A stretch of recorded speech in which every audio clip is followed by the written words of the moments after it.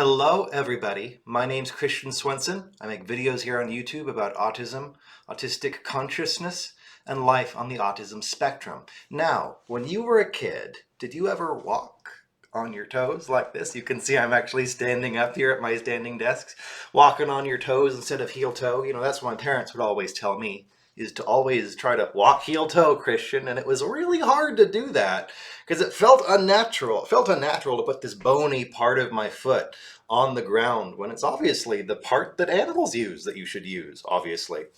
Um, it's really interesting though because my calluses ended up forming in weird places as a kid, on the ball of my foot instead of on the heel of my foot. And I've looked at other people's feet and apparently that's not normal. I still have a tendency to do this actually.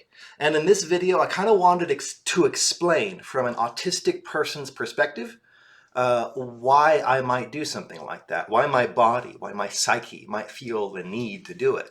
Because that's really what it is. It's an urge.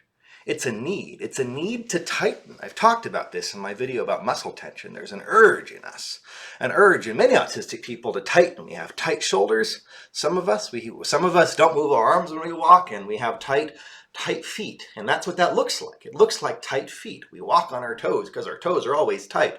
In fact, for many years at least, the most impressively muscular part of my body was my calves. I'm wondering if that's true of any of you because I'm always walking up there, always flexing them. And in a way, that's really a kind of stim, isn't it? It's a kind of perpetual reminder that you're there, perpetual sensory input. When you walk on your toes, it's like, oh, that feels good because I'm always tensing something, and walking is a reminder that I'm there. But it's also something else. It's also, weirdly enough, a kind of holding on to yourself. Now imagine flowing in a river, and imagine feeling like you can't hold on to any handholds and you're just kind of floating along and there's no ground, there's no support, there's no solidity, there's no stability.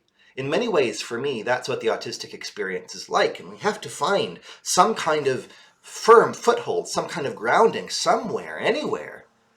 And ultimately what that means is we hold on to the only thing we have, which is the thing that we're holding on with. So we kind of tighten up. We're trying to find something, and we're falling, we're drifting, we're kind of chaotically immersed in life, and we don't have a foothold in it. At least that's my experience. The experience of not being able to come into the right relationship with a being.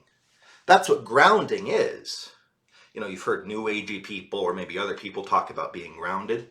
I wonder if I've ever been grounded before. You know, that's what would happen if I were to just really relax myself and let myself drop into my feet.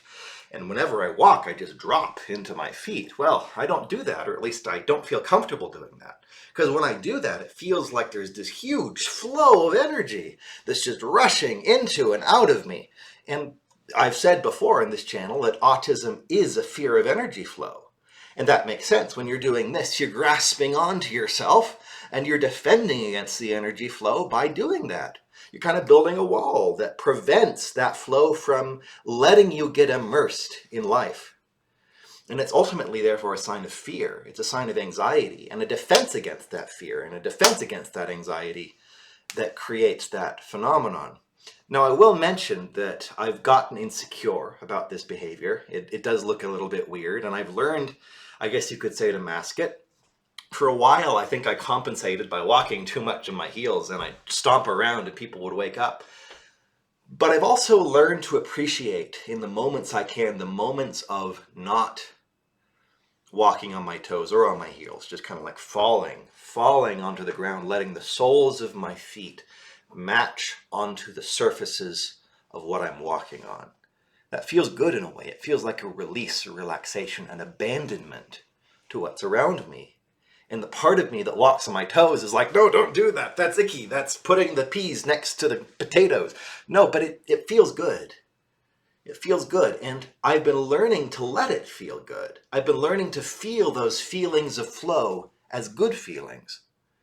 And at least to me, that's my experience with it. I don't know if that's your experience with it or not. I know that there are lots of reasons people might have this kind of toe walking thing. Apparently, it might have something to do with retained primitive reflexes. Some of these reflexes we might have as infants that we are supposed to release as we get older, but maybe not all of us do. It might have something to do with sensory input, might have all sorts of things to do with it. But this is my first-person autistic experience. Is this your experience? Let me know in the comments. Let me know somehow if this is something you know. Do you walk on your toes? Do you walk on your heels? Do you have this tightness thing? Do you not? I'll talk to you later. My name's Christian Swenson. See ya.